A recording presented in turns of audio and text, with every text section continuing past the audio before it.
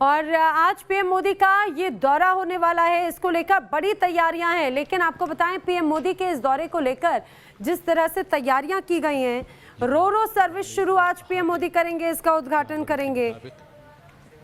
और ये अपने किस्म का पूरे देश में बिल्कुल ही अलग ज़ूलॉजिकल पार्क है।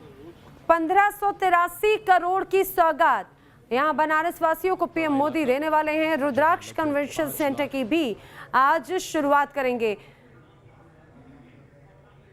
मेरे सहयोगी विकास चंद्रा लगातार मेरे साथ में बने हुए हैं, लगातार हम उनसे जानेंगे पीएम मोदी के इस दौरे को लेकर किस तरह की हलचल है। लेकिन उसके पहले बताएं, पीएम मोदी आज बनारस में रो सर्विस का उद्घाटन करेंगे। रो यानी कि क्रूज को बिल्कुल दुल्हन की तरह सजाकर तैयार कर दिया गया है।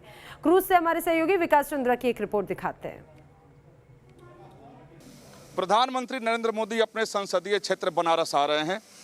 बनारस आने के बाद प्रधानमंत्री सूबे को यानी उत्तर प्रदेश को और बनारस को ढेर सारा सौगात देने वाले हैं। उन सौगातों में से दो ये रो सर्विस है। दोनों सज धज कर प्रधानमंत्री के उद्घाटन के लिए बिल्कुल तैयार है। बनारस के मशहूर संत रविदास घाट पर इसे बिल्कुल दुल्हन की तरह सजा करके खड़ा किया गया है प्रधानमंत्री के उद्घाटन के लिए। वैसे बनारस में गंगा जी में शुरू से ही बड़े बड़े नाव और बाजरा चलते रहे हैं, लेकिन प्रधानमंत्री नरेंद्र मोदी यहाँ आए तो उन्होंने क्रूज की सर्विस भी दी। वो क्रूज भी रो के बगल में खड़ी है और उसे भी बिल्कुल दुल्हन की तरह सजाया गया है। दो बड़े बड़े रोज हैं। इसमें अगर बात करें इसकी तो 200 लोगों की बैठने की क्षमता है। 8 कार, 2 बड़े बड़े ट्रक इसमें लद सकते हैं और प्रधानमंत्री आज इसका उद्घाटन करेंगे। प्रधानमंत्री के उद्घाटन के लिए इस दोनों रो को बिल्कुल सजा धजा कर तैयार किया गया। आप देखिए रो के बिल्कुल ऊपर आ गए हैं। ये केबिन है जहां से इसके ऑपरेटर चलाएंगे। ये फुली मैकेनाइज्ड है। गंगा में इस रो सर्विस को आज से शुरू किया जाएगा। हालांकि सामान्य तौर पर रो लोगों को एक तरफ से दूसरी तरफ ले जाने के लिए होता है, माल ढोने के लिए होता है। बनारस में वैसी स्थिति नहीं है क्योंकि यहाँ गंगा पे ब्रिज है। इसकी उपयोगिता है जो बताया गया मुझे कि गंगा में लोग इस पर सवार होकर के गंगा के सभी घाटों का दर्शन कर सकेंगे। कोई यदि चाहता है कोई कार्यक्रम करना, कोई फंक्शन करना, शादी विवाह करना, तो इस रो को वो हायर कर सकता है और इस पर से शादी विवाह कोई भी धार्मिक उत्सव कर सकता है। तो ये एक नायाब सौगात है बनारस के लिए आज जो प्रधानमंत्री देंगे। ये रो दो बड़े बड़े रो हैं। आप इसकी साइज़ को देखिए जो बताएगा कि 2 बड़े बड़े ट्रक, 8 कार, 200 लोग इसमें एक बार सवार हो सकते हैं। दोनों अगल बगल में खड़े किए गए हैं। आज इसका उद्घाटन है। प्रधानमंत्री बनारस को इसे सौंपेंगे। गंगा में इसका आज परिचालन भी किया जाएगा। तो एक बिल्कुल यहाँ के लोगों में कौतूहल का विषय भी है क्योंकि यहाँ के लोग तो शुरू से नाव और बाजरा में घूमते रहे हैं। बनारस की संस्कृति है, लेकिन इतने बड़े नाव को और इतने बड़े एक तरीके से जहाज नुमा नाव को उन्होंने कभी नहीं देखा था। तो यहाँ के स्थानीय लोग कह रहे हैं कि गंगा में अब पानी वाले जहाज चलेंगे।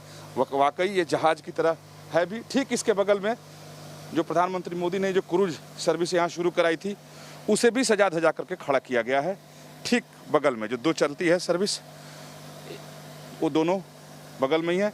ये संत रविदास घाट है, बहुत ही मशहूर और प्राचीन घाट संत रविदास घाट है और संत रविदास घाट से ही इसका परिचालन किया जाएगा। क्रूज का भी परिचालन यहीं से किया जाता है। तो प्रधानमंत्री मोदी जब भी बनारस आते हैं तो बनारस को कुछ नायाब तोहफा देकर जरूर जाते हैं।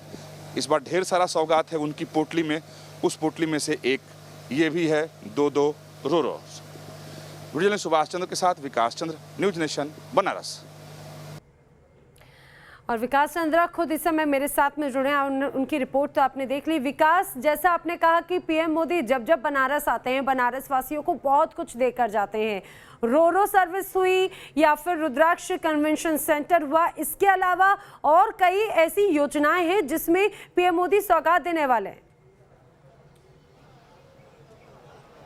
जी बिल्कुल सही कहा आपने। जब भी आते हैं तो उनकी तरफ से कोशिश, प्रधानमंत्री की तरफ से कोशिश ये रहती है कि बनारस को हर बार वो कुछ न कुछ दें।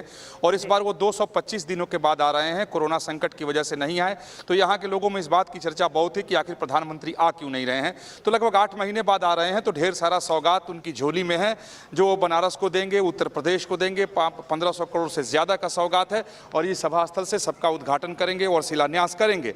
जहाँ तक सिर्फ बनारस की अगर हम बात कर लें तो आप देखिए रुद्राक्ष कन्वेंशन सेंटर जैसा जैसा एक सेंटर बनाया गया है जो अपने आप में बिल्कुल नया है और बिल्कुल अत्याधुनिक तकनीकी से बनाया गया है। भारत जापान मैत्री का वो एक उदाहरण है, उसका वो प्रतीक है। साथ ही अगर बनारस करें तो रो सर्विस आपके सामने है। उसके बाद मल्टी लेवल कार पार्किंग भी वो गोदौलिया पे प्रधानमंत्री मोदी देंगे और इसी बीएचयू के प्रांगण में जो जच्चा बच्चा केंद्र बनाया गया है वो उसका भी उद्घाटन करेंगे। 100 बेड का बनाया गया है। जो तीसरी लहर की बात कोरोना की कही जा रही है उसको देखते हुए बनाया गया है। तो इस सभा स्थल से सीधे प्रधानमंत्री मोदी वहां जाएंगे, उसका भी उद्घाटन करेंगे, वहां कोरोना के फ्रंट वॉरियर से मिलेंगे, फिर उसके बाद रुद्राक्ष कन्वेंशन सेंटर के लोकार्पण के लिए चले जाएंगे। बिल्कुल विकास, और ये दौरा इसी मायने में बहुत ज्यादा महत्वपूर्ण हो जाता है, खासतौर से 2022 में जब यूपी में चुनाव है उसके पहले पीएम मोदी का ये दौरा राजनीतिक हलचल पैदा करता है।